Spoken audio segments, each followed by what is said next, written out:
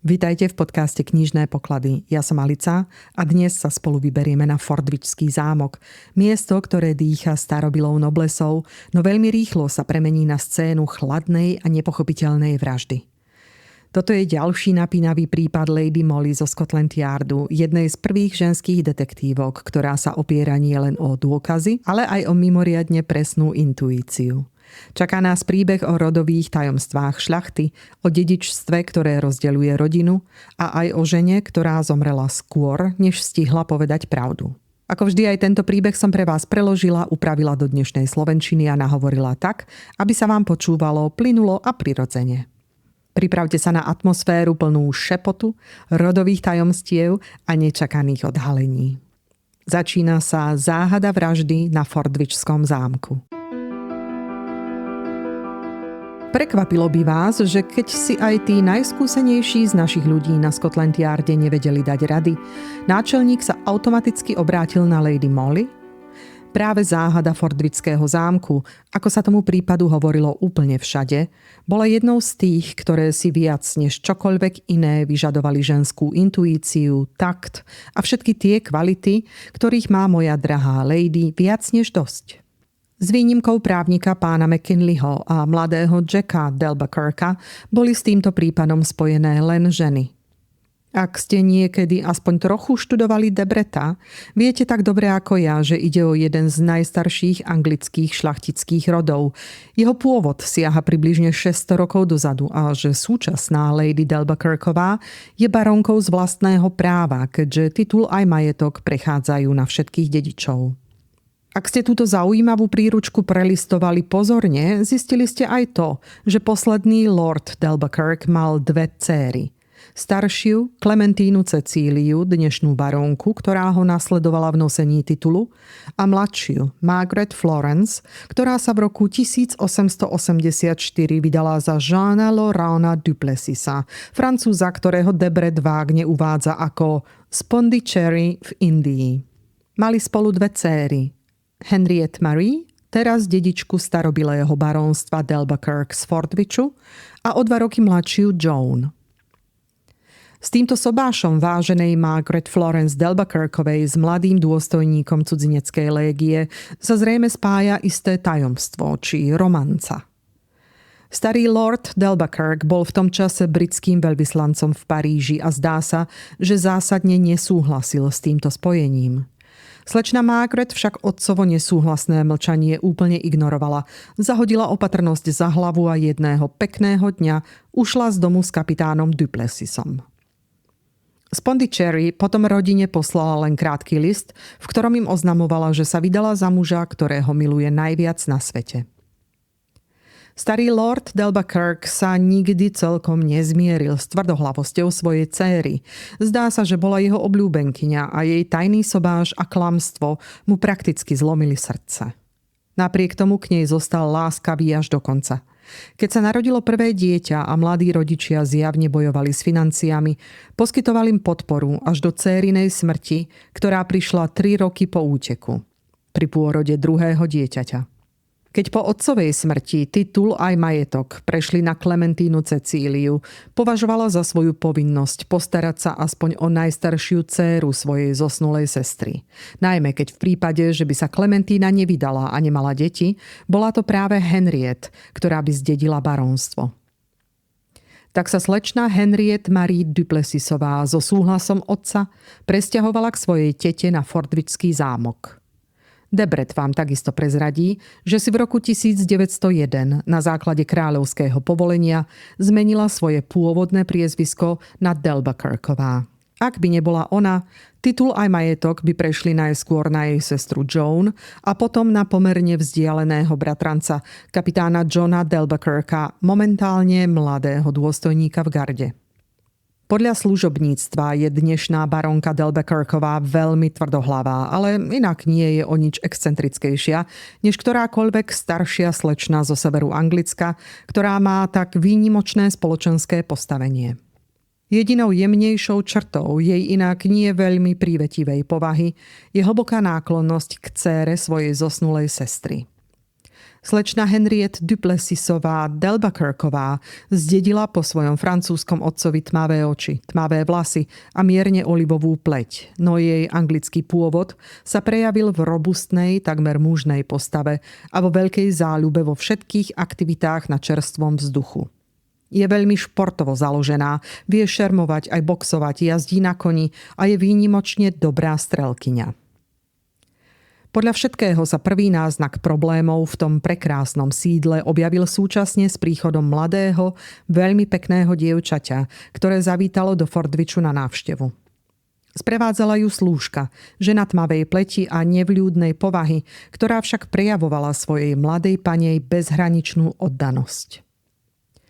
Táto návšteva bola prekvapením pre celú domácnosť na Fordwichskom zámku. Jej lordstvo sa o nej nezmienila až do rána, keď už hostia mali prísť. Vtedy stručne prikázala jednej zo slúžok, Jane Taylorovej, aby pripravila hostovskú izbu pre mladú dámu a aby do susednej komory postavila malé lôžko. Dokonca aj slečna Henriette vyzerala prekvapene, keď sa o návšteve dozvedela. Podľa Jane Taylorovej došlo medzi starou dámou a jej neterou k ostrej výmene slov. Henriette ukončila rozčúlenú tirádu výkrikom. V každom prípade, teta, v tomto dome nie je miesto pre nás obe. Potom sa prudko otočila na opätku a tresla za sebou dverami. Veľmi rýchlo sa po dome rozšírilo, že novou hostkou nebol nik iný než slečna Joan Duplessisová, mladšia sestra slečny Henriette. Zdá sa, že kapitán Duplessis nedávno zomrel v Pondicherry a mladé dievča napísalo svojej tete, Lady d'Albuquerqueovej, s prosbou o pomoc a ochranu, čo stará dáma prirodzene považovala za svoju povinnosť. Hovorilo sa, že slečna Joan bola veľmi odlišná od svojej sestry. Bola drobná a svetlovlasá, viac pripomínala Angličanku než cudzinku a mala milé, jemné správanie, vďaka čomu si ju všetci vždy veľmi rýchlo obľúbili. Oddanosť medzi ňou a jej sprievodkyňou z Indie bola navyše výnimočná. Od chvíle, keď tieto dve nové obyvateľky prekročili prah zámku, sa však hádky stali každodennou súčasťou života v sídle Fordwich. Neraz prerastali do prudkých konfliktov. Henriette zjavne veľmi nenávidela svoju mladšiu sestru a ešte viac jej slúžku, známu v dome len pod menom Rúna. Služobníctvo si bolo celkom isté, že sa blíži niečo vážne. Majordóm a sluhovia pri večeri občas zachytili útržky rozhovorov, ktoré zneli veľmi zlovestne. Padali slová ako právnici, dôkazy, sobášny a rodný list. Vždy rýchlo utlmené, keď sa v blízkosti objavil niekto zo služobníctva. Jej lordstvo vyzeralo nesmierne ustarostene a vyčerpane a celé dlhé hodiny trávila spolu s Henriette zavretá v malom budoári, odkiaľ bolo počuť tlmený, srdcervúci plač starej dámy a nahnevaný, ostrý hlas slečny Henriette. Pán McKinley, významný londýnsky právnik, prišiel do Fordwichu 2 či 3 krát a dlho sa rozprával s jej lordstvom. Po týchto návštevách mala barónka vždy červené opuchnuté oči. Domácim pripadalo veľmi zvláštne, že Rúna, indická slúžka, bola takmer vždy prítomná pri týchto rozhovoroch medzi pánom McKinleym, jej lordstvom a slečnou Joan. Inak sa tá žena držala veľmi bokom, takmer nehovorila, nikoho si nevšímala okrem svojej mladej panej a barónky a ani výbuchy Henrietinej prudkej povahy ňou vôbec nepohli. Zvláštne bolo aj to, že si odrazu obľúbila malú kaplnku rímskokatolíckeho kláštora, vzdialeného zhruba 0,5 míle od zámku. Počase sa rozchýrilo, že Rúna, ktorá bola pôvodne Parzi, prestúpila na rímskokatolícku vieru pod vedením miestneho kňaza. A to všetko sa udialo len za posledné 2 až 3 mesiace. V skutočnosti bola slečna Joan na zámku presne 12 týždňov, keď kapitán Jack d'Albuquerque prišiel na jednu zo svojich pravidelných návštev. Od prvého okamihu k svojej sesternici Joan prechovával veľkú náklonnosť a čoskoro si všetci všimli, že táto náklonnosť veľmi rýchlo prerastá do lásky. Rovnako jasné bolo, že od tej chvíle sa nezhody medzi oboma sestrami stali ešte častejšími a prudšími. Všeobecný názor bol, že Henriette žiarli na Joan, zatiaľ čo Lady d'Albuquerqueová na túto lásku z nejakého nevysvetliteľného dôvodu hľadela s výraznou nevôľou. A potom sa stala tragédia. Jedného rána zbehla Joan dolu schodmi, bledá, trasúca sa od hlavy po pety, pritom stonala a vzlikala. Rúna, moja úbohá Rúna, vedela som to, vedela som. Kapitán Jack ju náhodou stretol dole pod schodmi. Zasypali ju otázkami, no dievča nedokázalo prehovoriť. Len mlčky ukázala smerom nahor na poschodie. Mladý muž, skutočne vyľakaný, vybehol rýchlo hore. Rozrazil dvere na Rúninej izbe a tam so zdesením uvidel nešťastnú ženu ležať na malom lôžku. Na nose a ústach mala vreckovku a hrdlo mala podrezané. Bol to strašný pohľad. Úbohá Rúna bola očividne mŕtva. Kapitán Jack však nestratil ducha prítomnosť. Ticho zatvoril dvere, no predtým naliehavo prosil Joan, aby sa aspoň trochu upokojila a pokúsila sa vydržať, aspoň kým príde miestny lekár a kým sa tú hroznú správu podarí opatrne oznámiť Lady d'Albuquerquovej. Lekár, ktorého okamžite privolali, dorazil asi o 20 minút. Mohol len potvrdiť obavy Joan aj kapitána Jacka. Rúna bola skutočne mŕtva a podľa všetkého bola mŕtva už niekoľko hodín. Od samého začiatku verejnosť prejavila neobyčajne silný záujem o túto záhadnú udalosť. Večerné noviny priniesli už v deň vraždy ohnivé titulky. Napríklad Tragédia na Fordwickom zámku. Záhadná vražda dôležitej svedkyne. Vážne obvinenia proti osobám z vysokých kruhov. A podobne. Ako čas plynul, záhada sa len viac a viac prehlbovala. Myslím si, že Lady Molly musela tušiť, že skôr či neskôr bude od nej šéf potrebovať pomoc aj radu. Preto ma poslala na miesto, aby som sa zúčastnila na súdnom vyšetrovaní. Dala mi prísny pokyn, mať oči aj uši otvorené a sledovať každý detail súvisiaci s prípadom. Nech už sa zdal akokoľvek nepodstatný. Ona sama ostala v Londýne a čakala na predvolanie od šéfa. Vyšetrovanie sa konalo v jedálni Fordwického zámku. Keď koroner a porota konečne zaujali svoje miesta, potom, čo si najprv prezreli miesto činu na poschodí, veľkolepá sála bola naplnená do posledného miesta. Scéna bola dramatická ako z románu. V miestnosti zavládlo ticho, keď sa tesne pred začiatkom pojednávania otvorili dvere a dnu vstúpila vzpriamená a nehybná barónka d'Albuquerquová. Po boku mala svoju netier, slečnu Henriette, a hneď za nimi kráčal kapitán Jack. Tvár starej dámy bola chladná a povýšene odmeraná ako vždy. A rovnaký výraz mala aj jej atleticky pôsobiaca netier. Všetci si všimli, že hneď po vstupe do miestnosti jeho oči automaticky hľadali drobnú tmavú postavu, ktorá sedela ticho a bez pohnutia vedľa mohutnej postavy známeho právnika pána Huberta McKinleyho. Bola to slečna Joan Duplessisová v jednoduchých čiernych šatách s bledou tvárou, na ktorej bolo vidno stopy slz. Ako prvého predvolali doktora Walkera, miestneho lekára. Jeho výpoveď bola čisto medicínska. Uviedol, že pri prehliadke tela zistil, že žene bola na nos a ústa pritlačená vreckovka napustená chloroformom, pravdepodobne v spánku, a následne jej bolo prerezané hrdlo ostrým nožom. Smrť musela byť okamžitá, pretože sa nezdalo, že by sa vôbec bránila.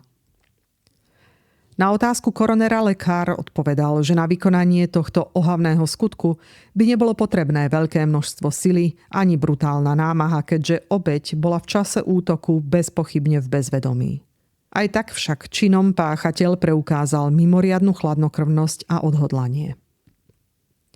Ako dôkaz predložili vreckovku, rovnako aj nôž. Vreckovka bola pestrá, podľa výpovedí patrila zosnulej. Nôž vyzeral cudzo. Bol to staromódny lovecký nôž, jeden z množstva ručných zbraní a ozdôb, ktoré viseli v kúte veľkej haly. Detektív Elliot ho našiel v kríkoch na susediacom golfovom ihrisku.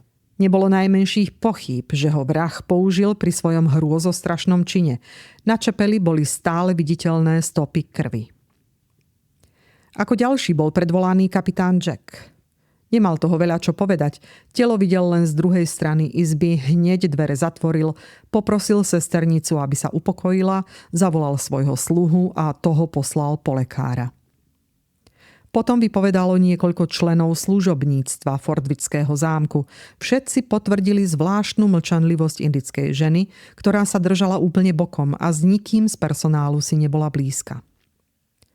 Zaujímavejšiu výpoveď však podala slúžka slečny Henriette, Jane Bartlettová. Zdalo sa, že mala k zosnulej bližšie než ktokoľvek iný a aspoň raz s ňou viedla celkom dôverný rozhovor. Rozprávala najmä o svojej panej, povedala Jane na otázku koronera. Bola jej neuveriteľne oddaná. Vravela mi, že ju zbožňuje tak veľmi, že by za ňu bez váhania zomrela. Ja som si myslela, že to len tak preháňa, že je to taký ten cudzí spôsob vyjadrovania. Keď som sa však na tom trochu zasmiala, Rúna sa veľmi nahnevala, rozopla si šaty vpredu a ukázala mi akési papiere, ktoré boli všité do podšívky jej šiat. Tieto všetky papiere sú celým majetkom mojej panej, povedala. Rúna ich stráži vlastným životom. Niekto musí najprv zabiť Rúna, ak by jej ich chcel vziať. Bolo to asi pred 6 týždňami, pokračovala Jane. Počas jej slov cítili všetci prítomní zvláštne ticho a znepokojenie. V poslednom čase bola ešte oveľa mlčanlivejšia a keď som sa raz opatrne spýtala na tie papiere, zúrivo sa na mňa otočila a prikázala mi, aby som držala jazyk za zubami. Na otázku, či sa s touto informáciou niekomu zdôverila, Jane odpovedala, že nie. Teda okrem slečny Henriette, samozrejme, dodala po krátkom zaváhaní. Počas celého tohto úvodu do vyšetrovania sedela Lady Dalbakirková medzi kapitánom Jackom a svojou neterou Henriette, ticho, vzpriamená, s výrazom chladnej až povýšenej ľahostajnosti. Henriette naproti tomu pôsobila vyslovene znudene. 2-3 krát si počuteľne zívla, čo vyvolalo medzi obecenstvom nevôľu a rozhorčenie. Taká ľahostajnosť uprostred tak záhadnej tragédie a navyše v situácii, keď jej vlastná sestra očividne prežívala hlboký smútok, na všetkých zapôsobila veľmi nepríjemne. Všetci vedeli, že mladá dáma mala tesne pred začiatkom súdneho vyšetrovania hodinu šermu v izbe priamo pod tou, kde ležala mŕtva Rúna a že ešte do hodiny od objavenia tragédie pokojne hrala golf. Potom predvolali slečnu Joan Duplessisovú. Keď mladé dievča predstúpilo dopredu, v miestnosti zavládlo to napäté ticho, aké zvyčajne padne na publikum, keď sa opona chystá zdvihnúť k rozhodujúcej scéne drámy.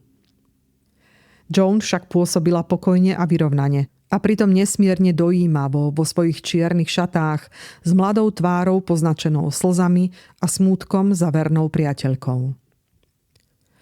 Na otázky koronera uviedla svoje meno ako Joan Clarissa Duplessisová a stručne vypovedala, že až do dňa smrti svojej slúžky bývala na Fordwickom zámku, no odvtedy svoj prechodný domov opustila a ubytovala sa v hostinci Dalbakirk Arms, tichej malej usadlosti na okraji mestečka. Medzi tými, ktorí o tom nevedeli, sa zjavne šírilo prekvapenie. Koroner sa následne spýtal láskavým tónom. Narodili ste sa, ak sa nemýlim, v Pondicherry v Indii a ste mladšou dcérou kapitána a pani Duplessisových, pričom pani Duplessisová bola vlastnou sestrou jej lordstva? Narodila som sa v Pondicherry, odpovedalo dievča pokojne. A som jediným právoplatným dieťaťom zosnulého kapitána a pani Duplessisových, vlastnej sestry jej lordstva. V miestnosti to zašumelo, vlnu vzrušenia však koroner rýchlo utíšil. Dôraz, ktorý svedkyňa položila na slovo právoplatným, nebolo možné prepočuť. Každý cítil, že práve tu sa musí skrývať kľúč k doteraz nepreniknuteľnej záhade smrti indickej ženy. Všetky pohľady sa obrátili na starú Lady Dalbakirkovú a slečnu Henriette, no obe dámy sa medzi sebou rozprávali šepotom, ako by sa ich priebeh vyšetrovania prestal týkať. Zosnulá bola vašou dôverníčkou však? Spýtal sa koroner po krátkej odmlke. Áno. Prišla s vami do Anglicka nedávno? Áno. Musela ma sprevádzať, aby mi pomohla dokázať môj nárok, teda to, že som jediným právoplatným dieťaťom mojej zosnulej matky a teda dedičkou barónstva Dalbakirk. Pri tých slovách sa jej hlas trochu zachvel, no keď v sále zavládlo napäté ticho, bolo vidno, že sa Joan snaží ovládať. Na ďalšie otázky koronera odpovedala jasne a vecne a opísala svoj strašný objav smrti vernej slúžky. Jej výpoveď trvala asi 4 hodiny, keď jej koroner náhle položil zásadnú otázku. Viete niečo o dokumentoch, ktoré zosnulá nosila pri sebe a o ktorých sme už počuli? Áno, odpovedala ticho. Boli to dôkazy môjho nároku.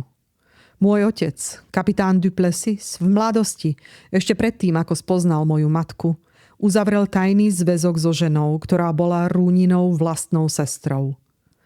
Keď sa jej nabažil, rozhodol sa ju opustiť. Deti nemala, ale zákonnosť toho manželstva nebola nikdy spochybnená. Potom sa oženil s mojou matkou a jeho prvá manželka neskôr zomrela, hlavne na zlomené srdce, ale zomrela len 2 mesiace po narodení mojej sestry Henriette. Otec bol podľa všetkého presvedčený, že jeho prvá manželka zomrela asi 2 roky predtým a bol prirodzene veľmi šokovaný, keď si uvedomil, akú veľkú krivdu spôsobil mojej matke. Aby to aspoň z časti napravil, ona aj on uzavreli nové manželstvo, tentoraz legálne, a otec zaplatil veľa peňazí príbuzným Rúna, aby sa o tom mlčalo. Menej než rok po tomto druhom a jedinom legálnom manželstve som sa narodila ja a moja matka zomrela. A tie dokumenty, o ktorých tu bola reč, čo presne obsahovali? Bol tam sobášny list otcovej prvej manželky a 2 úradne overené vyhlásenia o jej smrti. 2 mesiace po narodení mojej sestry Henriette. Jedno od doktora Renauda, vtedy známeho lekára v Pondicherry, a druhé od samotnej Rúna, ktorá držala svoju umierajúcu sestru v náručí. Doktor Renaud je mŕtvy a teraz bola zavraždená aj Rúna a všetky dôkazy odišli spolu s ňou. Jej hlas sa zlomil v záchvate vzlikov, ktoré však s veľkou námahou rýchlo potlačila.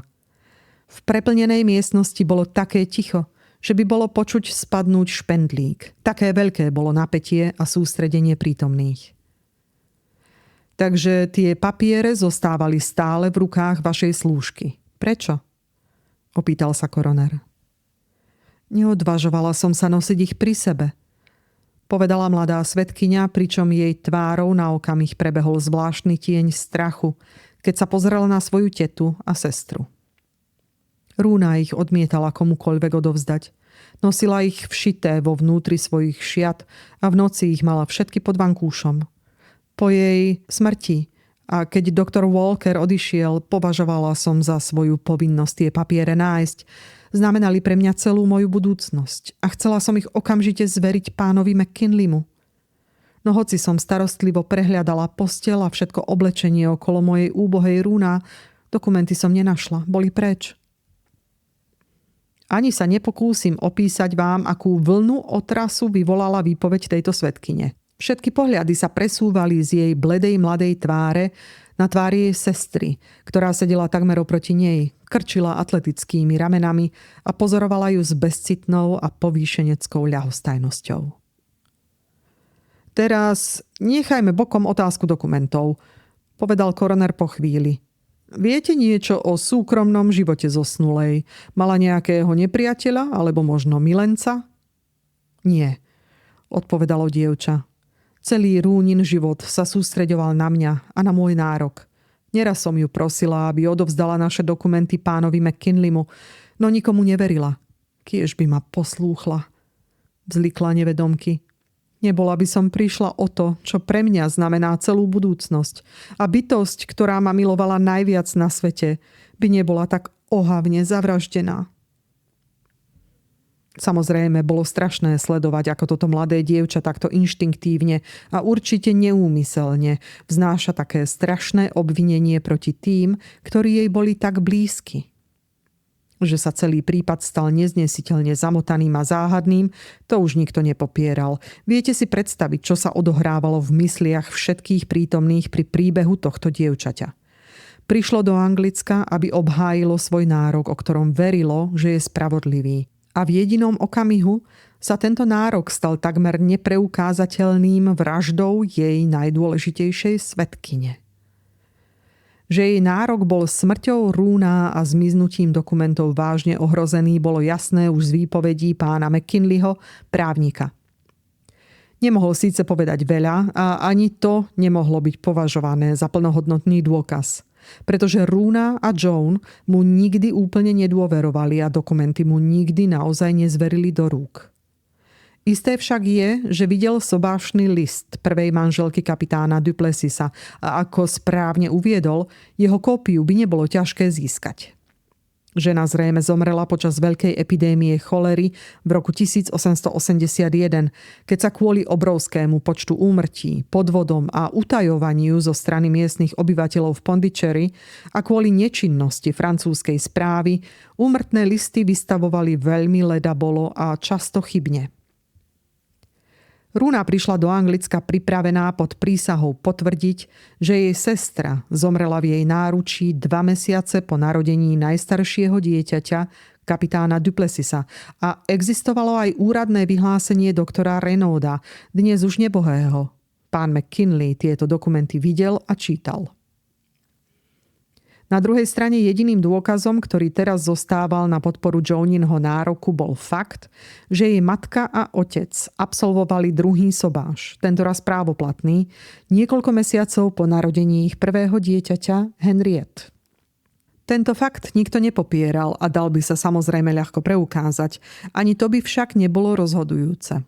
Poukazovalo to len na to, že kapitán du Plessis mal pochybnosť, ktorú sa druhým sobášom pokúsil rozptýliť, ale nijako to nepreukazovalo nelegitímnosť jeho najstaršej céry. V skutočnosti, čím dlhšie pán McKinley rozprával, tým viac boli všetci presvedčení, že krádež dokumentov priamo súvisí s vraždou úbohej Roona.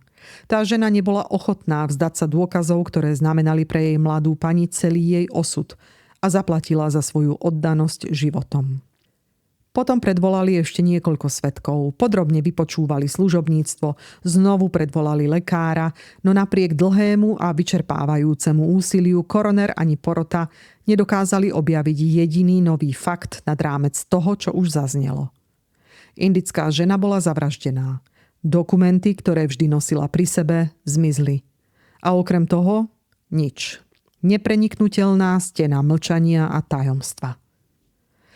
Majordom z Fordwichu síce ráno po vražde spozoroval, že na svojom obvyklom mieste chýba nôž, ten, ktorým bola Roona zavraždená, no nevšimol si to predtým. Záhadu ešte prehlbilo, že jediný nákup chloroformu v celom okolí bol vystopovaný k samotnej zavraždenej.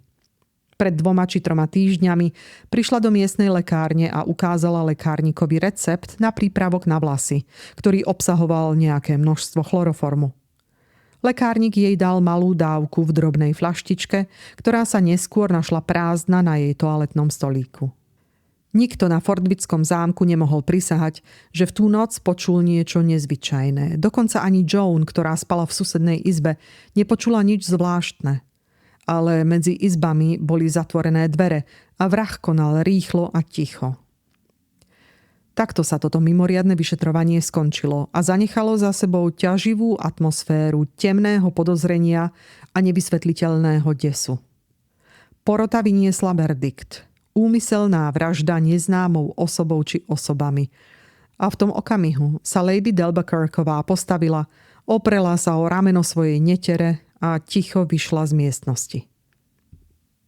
2 z našich najlepších mužov zo Scotland Yardu, Pegram a Elliot, boli poverení vyšetrovaním tohto prípadu. Ostali vo Fordwichi, malom mestečku nedaleko zámku, rovnako ako slečna Joan, ktorá si natrvalo zariadila bývanie v hostinci Delbekirk Arms.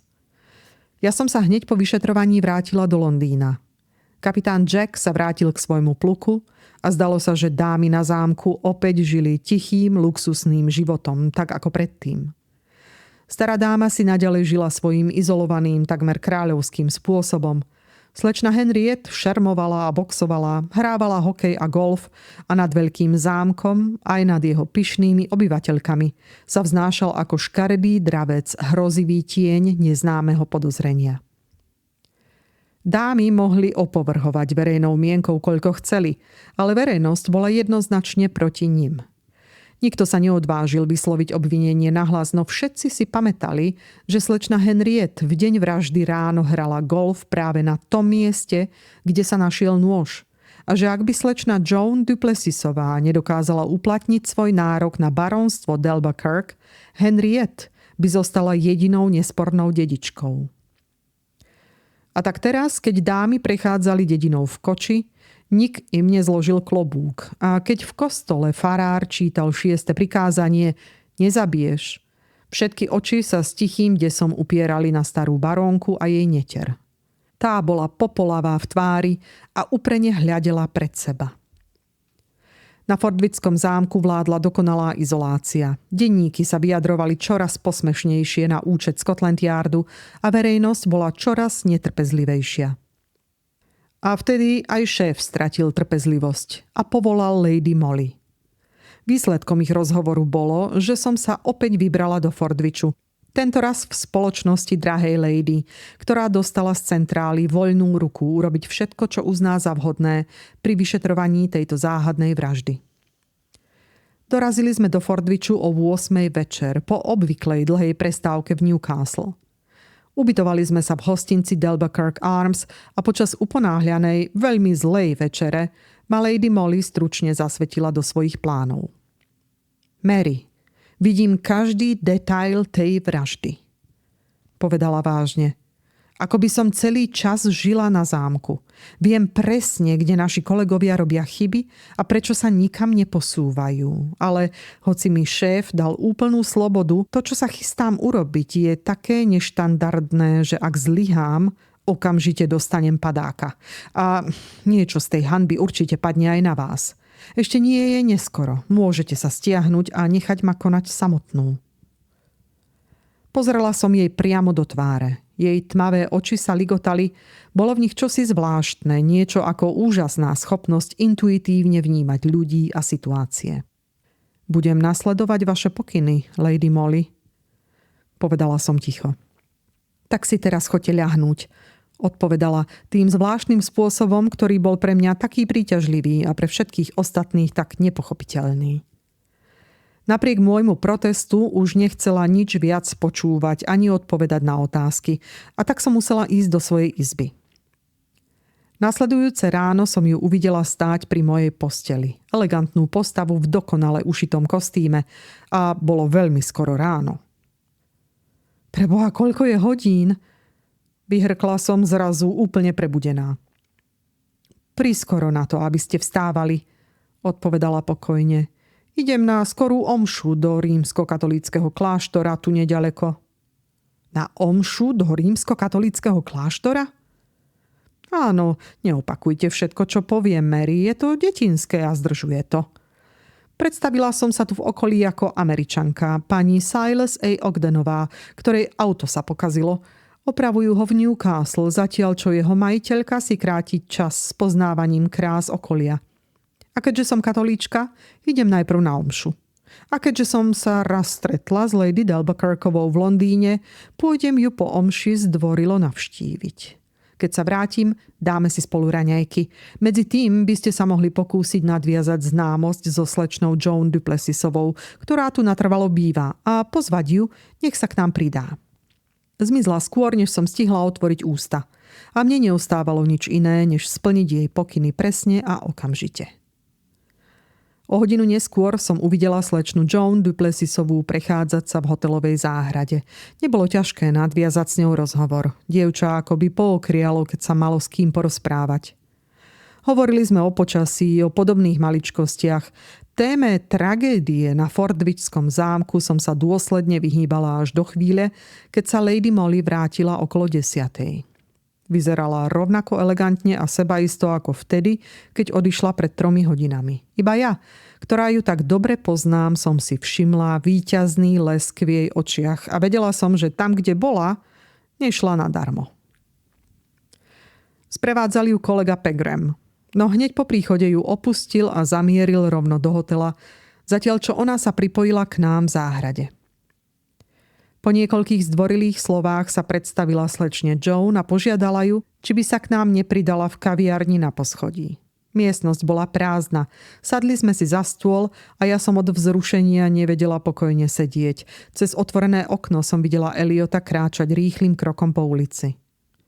Po chvíli odišla čašníčka a kým som ja z rozrušenia nedokázala ani jesť, ani prehovoriť, Lady Molly viedla plynulý rozhovor s Joan, pýtala sa jej na život v Indii aj na jej otca, kapitána Duplessisa. Joan priznala, že vždy bola otcovou obľúbenkyňou. On Henriette ako si nikdy nemal rád, vysvetlila. Lady Molly sa jej spýtala, kedy spoznala Rúna. Prišla k nám, keď moja matka zomrela, odpovedala Joan a starala sa o mňa už ako o bábätko. V Pondicherry nikomu neprišlo zvláštne, že vstúpila do služby v dome dôstojníka, kde predtým ako pani domu žila jej vlastná sestra. Pondicherry je francúzska kolónia a zvyky a mravy sú tam často veľmi osobité. Odvážila som sa jej opýtať, aké má plány do budúcnosti. No, povedala s hlbokým smútkom v hlase.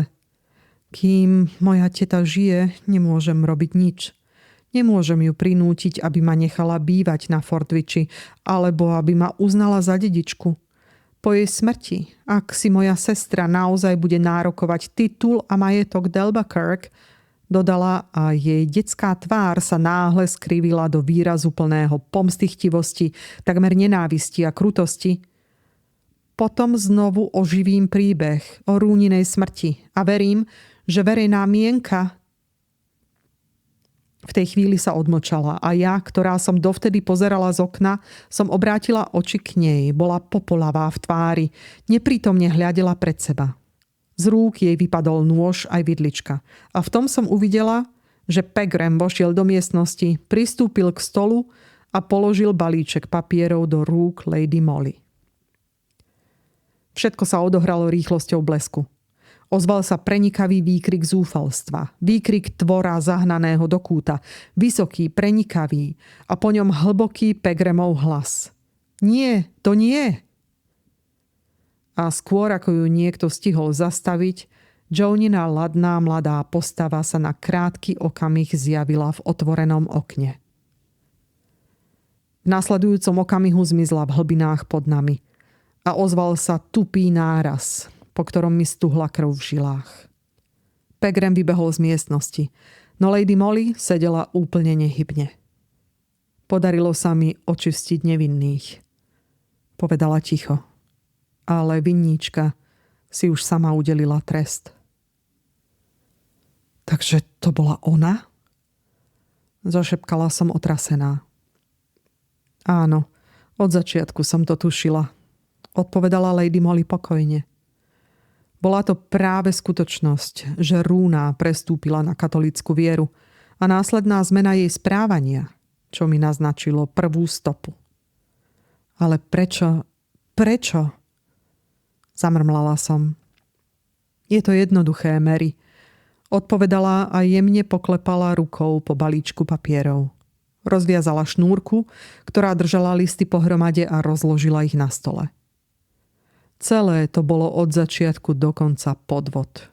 Sobášny list tej ženy bol samozrejme v poriadku, ale ostatným dokumentom som neverila od chvíle, keď som počula, že ich Rúna nikomu nechce zveriť a odmieta ich odovzdať pánovi McKinleymu.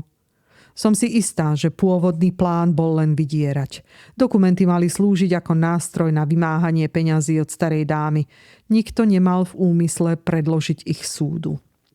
Rúna mala v celom pláne najdôležitejšiu úlohu, pretože bola pripravená pod prísahou potvrdiť presný dátum smrti prvej pani Duplessisovej. Podnet mohol pôvodne pochádzať buď od Joan alebo od samotného kapitána Duplessisa z nenávisti voči rodine, ktorá nechcela mať nič spoločné s ním ani jeho obľúbenou mladšou dcérou. To sa, pravda, že už nikdy nedozvieme. Rúna bola spočiatku Parzy, oddaná dievčaťu, ktoré opatrovala už ako bábätko a ktoré ju bez pochýb dôkladne pripravilo na rolu, ktorú mala hrať. Ale potom sa stala katolíčkou, horlivou konvertitkou aj s celým katolíckym strachom pred peklom. Bola som dnes ráno v kláštore. Počula som tam kňaza kázať a pochopila som, aký obrovský vplyv Musel mať jeho prejav na úbohú, nevzdelanú, poverčivú Rúna. Stále bola pripravená zomrieť za svoju mladú pani, ale už nebola ochotná prisahať lož. Po omši som šla na Fordwický zámok. Vysvetlila som situáciu starej barónke d'Albuquerqueovej, ktorá ma odviedla do izby, kde Rúna spala a zomrela. A tam som našla dve veci, pokračovala Lady Molly. Otvorila elegantnú kabelku, ktorá jej stále visela na ruke a predo mňa položila veľký kľúč a modlitebnú knižku. Kľúč som našla v zásuvke starého príborníka v komore, kde Rúna spávala, medzi rôznymi osobnými drobnosťami tej nešťastnej ženy. A keď som prešla k dverám, ktoré viedli do izby Joan, zistila som, že sú zamknuté zvnútra. A tento kľúč presne pasoval. Rúna zamkla tie dvere sama. Bála sa svojej panej. Vtedy som už vedela, že sa nemýlim. Modlitebná knižka je katolícka. Na jednom mieste je úplne ohmataná, práve tam, kde sa klamstvá a krivé prísahy označujú za smrteľné hriechy, za ktoré čaká človeka večný oheň. Rúna, prestrašená hrôzou z nadprirodzeného ako čerstvá konvertitka, sa bála spáchať smrteľný hriech. Kto vie, čo sa odohralo medzi tými dvoma ženami, oboma odsúdenými na taký násilný a strašný koniec. Kto môže povedať, aké prosby, slzy a prehovárania používala Joan du Plessisová od chvíle, keď pochopila, že Rúna odmieta prisahať lož, ktorá by jej priniesla majetok a postavenie, až po deň, keď si uvedomila, že Rúna už nebude mlčať a vymyslela spôsob, ako ju navždy umlčať. S touto istotou som sa odvážila na svoj veľký ťah. Bola som si taká istá, rozumiete? Joan som tu zdržala rozhovorom, zatiaľ čo som poslala Pegrema do jej izby s príkazom, aby vylomil zámky na jej kabelke a toaletnom kufríku. Tak, povedala som vám, že ak sa mýlim, okamžite ma vyhodia zo služby za porušenie predpisov, pretože som na to samozrejme nemala právo. Ale ak Pegrem nájde dokumenty tam, kde som bola presvedčená, že sú, budeme môcť vraha postaviť pred spravodlivosť. V ženách sa vyznám celkom dobre, však Mary. Vedela som, že Joan du Plessisová tie papiere nezničila. Za žiadnych okolností by ich nezničila. V tej chvíli sme začuli ťažké kroky na chodbe. Bežala som ku dverám a stretla tam Pegrema. Je mŕtva, slečna, povedal. Bol to pád z výšky 40 stôp. A dole je kamenná dlažba. Vinná si naozaj udelila trest sama. Lady d'Albuquerqueová poslala Lady Molly šek na 5000 libier v deň, keď sa celý prípad dostal na verejnosť. Myslím, že uznáte, že si ho zaslúžila. Drahá lady svojimi jemnými rukami zdvihla závoj tragédie, ktorý visel nad Fordwickým zámkom a nálezom dokumentov v kabelke Joan du Plessisovej a samovraždou nešťastného dievčaťa prestala byť vražda indickej ženy záhadou. Tak, ako sme sa práve dopočuli, vražda na Fordwickom zámku nebola dielom neznámeho votrelca, ale dlho pripravovaným podvodom, ktorý sa Joan pokúsila zakrývať až do poslednej chvíle. Lady Molly v tom chaose našla jasnú líniu a vďaka nej presne vieme, čo sa naozaj stalo. V ďalšej epizóde sa ocitneme v meste, kde sa pokojné prímorské ulice stanú kulisou pre útok, ktorý nedáva žiadny zmysel. Žiadni svedkovia, žiaden motív, len mladá žena, nájdená zviazaná, omámená a vystrašená tak, že nedokáže nič poriadne povedať. Polícia tápe, susedia sa iba dohadujú a celý prípad pôsobí skôr ako nešikovná fraška, než skutočný zločin. Ale práve tam, kde ostatní vidia chaos a náhodu, Lady Molly zbadá niečo, čo ostatným uniklo. Drobný vzor, skrytý medzi riadkami starých novín. A keď tú stopu začne sledovať, rozmotá príbeh, ktorý je oveľa temnejší, osobnejší a prekvapivejší, než by ktokoľvek čakal. Aby ste nič nepremeškali, nezabudnite si zapnúť odber. Počujeme sa opäť o týždeň. Dovtedy sa majte odvážne, zvedavo a s intuíciou hodnou Lady Molly. Alebo jednoducho tak, ako máte svoje knihy najradšej.